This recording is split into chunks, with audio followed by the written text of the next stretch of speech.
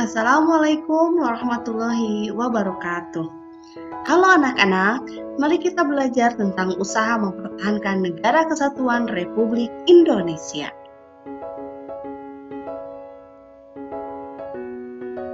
Usaha mempertahankan Negara Kesatuan Republik Indonesia terdiri dari Organisasi Budi Utomo, Peristiwa Sumpah Pemuda, peristiwa penting dalam mempertahankan NKRI, peristiwa yang mengancam kesatuan NKRI, usaha yang dapat dilakukan untuk mempertahankan kesatuan NKRI.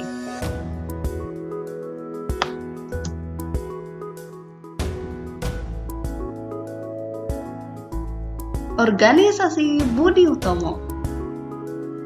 Tokohnya adalah Dr. Wahidin Sudirohusodo dan Dr. Sutomo.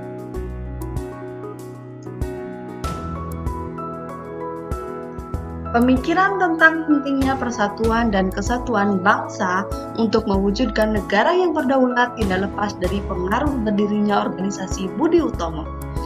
Budi Utomo berdiri pada tanggal 20 Mei 1908. Organisasi itu berdiri berdasarkan pemikiran seorang lulusan dokter Jawa atau Stopia bernama Dr. Wahidin Sudirohusodo.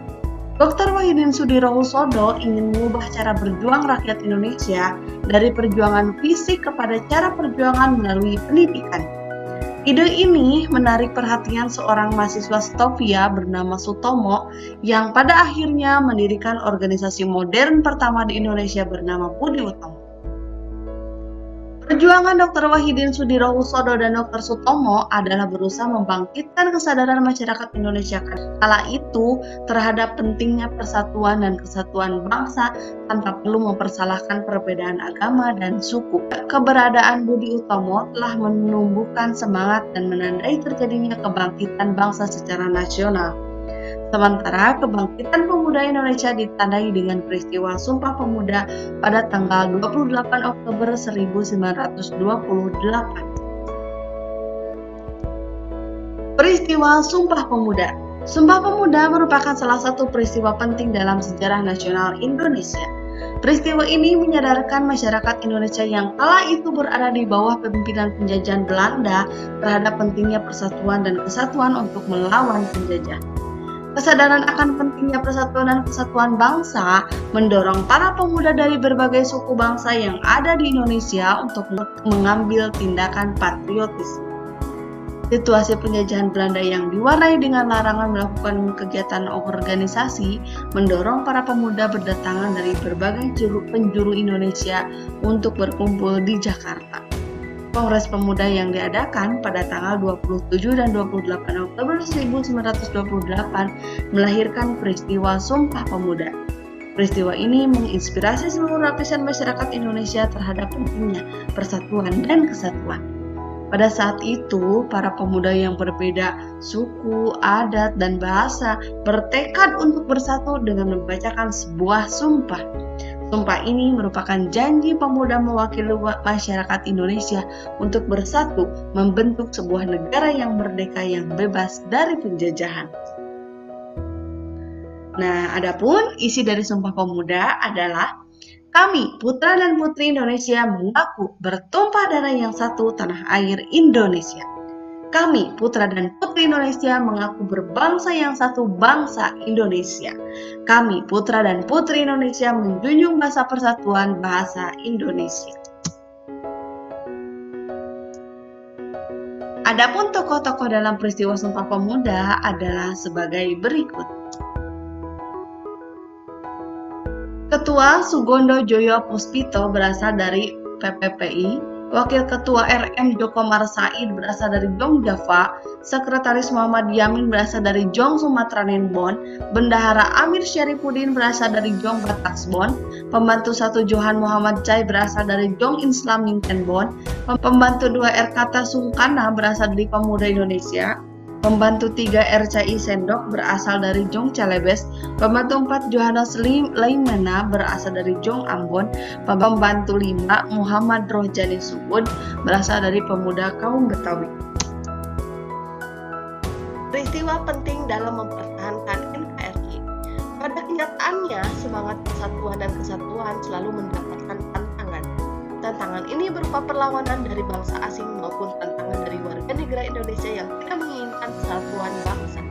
Untuk melawan kekuatan asing, muncullah perlawanan masyarakat di segala penjuru Indonesia yang melahirkan tokoh-tokoh yang gagah berani.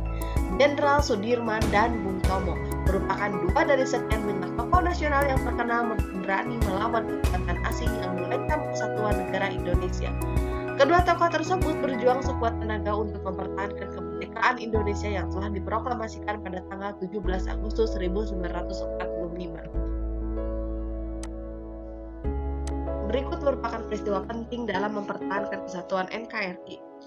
Insiden bendera di Surabaya, dan ini bermula pada tanggal 18 September 1945 ketika Sekutu dan Belanda dari Afney bersama-sama dengan rombongan Intercross mendarat di Surabaya. Rombongan Sekutu tersebut oleh administrasi Jepang di Surabaya ditempatkan di Hotel Yamato, sedangkan rombongan Intercross ditempatkan di Gedung Setan. Kemudian sekelompok orang Belanda di bawah pimpinan Mr. Krugman pada malam hari tanggal 18 September 1945 tepatnya pukul 21.00 mengibarkan bendera Belanda yang berwarna merah putih biru tanpa persetujuan pemerintahan RI daerah Surabaya di tiang pada tingkat teratas Hotel Yamato di sisi sebelah utara. Para pemuda Surabaya keesokan hari sudah melihatnya dan menjadi marah karena mereka menilai Belanda telah menghina kedaulatan Indonesia dan melecehkan gerakan pengibaran bendera merah putih yang sedang berlangsung di Surabaya. Dengan gagah berani, arek-arek Surabaya menyerbu Hotel Yamato untuk menurunkan bendera Belanda. Setelah sampai di bawah, bendera Belanda yang berwarna merah putih biru dirobek yang warna birunya kemudian dikibarkan kembali sebagai bendera Indonesia yang berwarna merah putih. Peristiwa tersebut terjadi pada tanggal 19 September 1945. Untuk memenang peristiwa itu, kini di depan Hotel Yamato dibangun monumen perjuangan.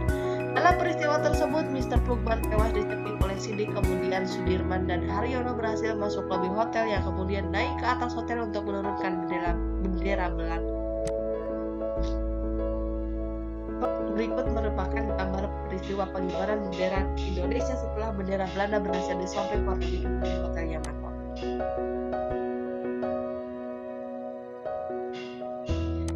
Pertempuran di Ambarawa. Pertempuran ini diawali dengan kedatangan tentara Inggris di bawah pimpinan Brigjen Bethel di Semarang pada tanggal 20 Oktober 1945 untuk membebaskan tentara Sekutu. Setelah itu menuju Magelang karena Sekutu diboncengi oleh Nika dan membebaskan para tawanan Belanda secara sepihak, maka terjadilah perlawanan dari TKR dan para pemuda. Pada pertempuran di Desa Jambu tanggal 26 November 1945, Letkol Isdiman atau Komandan Resimen Banyumas tewas sebagai pejuang bangsa. Lalu Kolonel Sudirman atau Panglima Divisi di Purwokerto langsung naik mengambil alih pimpinan dan pada tanggal 15 Desember 1945 tentara Indonesia berhasil memukul mundur Sekutu sampai Semarang. Karena jasanya maka pada tanggal 18 Desember 1945 Kolonel Sudirman diangkat sebagai Panglima Besar TKR dan berpangkat Jenderal. Sampai sekarang setiap tanggal 15 Desember diperingati sebagai Hari Infanteri. Pertempuran 5 hari di Semarang. Hingga bulan Oktober 1945, pasukan Jepang masih tetap berada di kota Semarang. Mereka juga masih melancarkan serangan terhadap beberapa punggung TKR yang bertujuan untuk membebaskan orang-orang Jepang yang masih dalam penahanan. Sementara itu, tersiar kabar bahwa Jepang meracuni sumber air minum di wilayah Candi Semarang. Oleh sebab itu, Dr. Karyadi memeriksa sumber air yang diracuni oleh Jepang tersebut. Pada saat itu, ia menjabat sebagai Kepala Laboratorium Pusat Rumah Sakit Rakyat atau Pusara di Semarang. Namun naas ia kemudian dibunuh tentara Jepang. Terbunuhnya Dr. Karyadi ini menyulut kemarahan pemuda. Akibatnya terjadi pertempuran di Simpang 5, Pemuda dan sekitarnya. Kurang lebih 2.000 pasukan Jepang yang dikomandoi oleh Mayor Kido berhadapan dengan TKR dan para pemuda. Pertempuran ini berlangsung selama 5 hari 15 sampai 19 Oktober 1945 dan dihentikan setelah adanya gencatan senjata. Namun peristiwa ini memakan banyak korban dari kedua belah pihak. Dr. Karyadi yang menjadi salah satu korban namanya kemudian diabadikan menjadi nama salah satu rumah sakit di kota Semarang. Untuk memperingati peristiwa tersebut, maka perintah membangun sebuah tugu yang diberi nama Tugu Muda.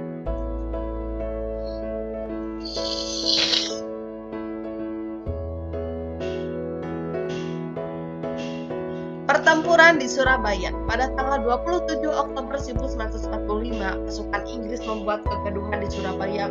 Mereka menyebarkan pamflet yang berisi perintah agar rakyat Surabaya dan Jawa Timur menyerahkan senjata hasil rampasan dari Jepang. Dengan kejadian tersebut, maka pihak Indonesia menginstruksikan kepada semua rakyat Surabaya untuk siap siaga penuh menghadapi segala kemungkinan yang dapat terjadi. Akhirnya kontrak senjata pecah antar pemuda Surabaya dan tentara Inggris. Semua pemuda di seluruh kota menyerang Inggris dengan segala kemampuan. Pada tanggal 28 sampai 31 Oktober 1945 terjadi pertemuan yang hebat di Surabaya. Ketika terdesak, tentara sekutu mengusulkan perdamaian. Namun gencatan senjata tidak dihormati sekutu. Dalam sebuah insiden yang belum pernah terungkap secara jelas, Brigjen Malabi ditemukan meninggal. Kemudian Letnan Jenderal Christison, Panglima Sekutu di Indonesia, meminta kepada pemerintah Indonesia menyerahkan orang-orang yang dicurigai membunuh Jenderal Malabi. Permintaan tersebut diikuti ultimatum dari Mayor Jenderal Manset. Isi ultimatum tersebut adalah sekutu memerintahkan rakyat Surabaya menyerahkan senjata. Penyerahan paling lambat tanggal 9 Desember 1945 pukul 18.00 waktu Indonesia Barat.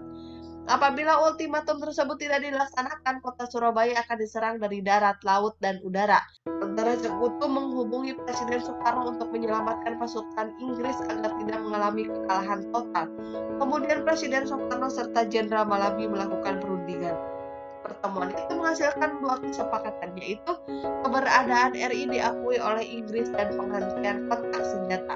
Ultimatum tersebut ditolak oleh para pemimpin dan rakyat Surabaya. Kemudian pada tanggal 10 November 1945 pukul 06.00 tentara sekutu menggempur Surabaya dari darat, laut maupun udara. Di bawah pimpinan Gubernur Suryo dan Sutomo atau Bung Tomo, rakyat Surabaya tidak mau menyerah sejuta tanah pun kepada tentara sekutu. Dalam pertempuran yang tidak seimbang, Bung Tomo terus mengangkat semangat rakyat agar terus maju pantang mundur. Dengan ketika Allahu Akbar, Bung Tomo membakar semangat rakyat. Dalam pertempuran yang berlangsung sampai awal Desember itu gugur ribuan pejuang Indonesia. Kemudian pemerintah menetapkan tanggal 10 November sebagai Hari Pahlawan. Peristiwa yang mengancam kesatuan NKRI. Pada masa kini, usaha mempersatukan bangsa sering terancam oleh gerakan-gerakan dalam masyarakat yang ingin memecah belah negara kesatuan Republik Indonesia. Gerakan Aceh Merdeka di Aceh dan gerakan organisasi Papua Merdeka di Papua merupakan gerakan masyarakat yang ingin memisahkan diri dari NKRI pada masa Orde Baru. Setelah masa Orde Baru selesai digantikan oleh masa reformasi, para pemimpin nasional pada masa itu berusaha keras melakukan perundingan untuk meredam aksi perpecahan tersebut. Kiai Haji Abdurrahman Wahid, Presiden keempat Indonesia, merupakan salah satu tokoh nasional yang membantu upaya perdamaian untuk mengatasi perpecahan tersebut. Usaha yang dapat dilakukan untuk mempertahankan kesatuan NKRI, mengamalkan nilai-nilai Pancasila dalam kehidupan sehari-hari, menggelorakan semangat Bhinneka Tunggal Ika sebagai persatuan bangsa, menjalankan kehidupan berbangsa dan bernegara sesuai Undang-Undang Dasar 1945, melaksanakan usaha pertahanan negara. Usaha yang dapat dilakukan untuk mempertahankan persatuan dan kesatuan sebagai siswa, saling menghormati dan menghargai sesama teman, melaksanakan hak dan kewajiban sebagai anak di rumah, sebagai siswa di sekolah, dan sebagai anggota masyarakat. Bergotong royong melakukan berbagai kegiatan, menghargai pendapat teman saat berdiskusi kelompok, memiliki sikap peduli terhadap lingkungan sekitar, menolong teman yang mengalami musibah, memiliki toleransi antar sesama. Setelah kalian menyimak penjelasan tentang materi, ayo kita jawab pertanyaan berikut. Peristiwa apa saja yang melatar belakangi usaha kesatuan NKRI? Siapakah tokoh dalam organisasi Budi Utomo? Apa saja manfaat persatuan dan kesatuan bagi kehidupan berbangsa dan bernegara di Indonesia? Berikan contoh ancaman terhadap persatuan dan kesatuan bangsa yang datang dari dalam masyarakat itu sendiri. Usaha apa sajakah yang menurutmu perlu dilakukan sebagai siswa untuk mempertahankan kesatuan NKRI? Nah, ayo jawab ya. Nah, sampai di sini materi tentang usaha mempertahankan kesatuan negara Republik Indonesia. Terima kasih atas perhatiannya. Wassalamualaikum warahmatullahi wabarakatuh.